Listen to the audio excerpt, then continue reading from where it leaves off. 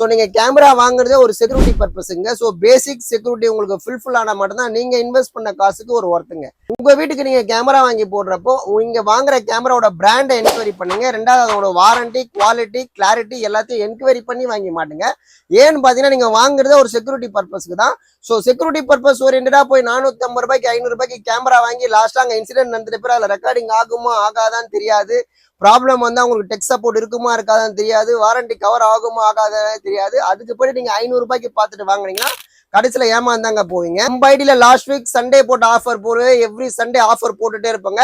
கண்டிப்பா சொல்றேன், நாங்க போடுற சண்டே ஆஃபர்ல வாங்குறதுனால உங்களுக்கு டெஃபினெட்லி 500 to 2000 rupees பெனிஃபிட் ஆகுங்க.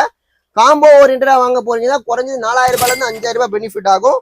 இது மத்த கடைங்க மாதிரி 15 பொருள் ஃப்ரீயா தரும் 10 பொருள் ஃப்ரீயா தரும்ன்ற கான்செப்ட் இல்லைங்க. முழுக்க முழுக்க கஸ்டமர் இதனால யூஸ்ஃபுல் ஆகணும்ன்றதுக்குன்னே நாங்க ஆஃபர்ஸ் கொடுக்குறோம்.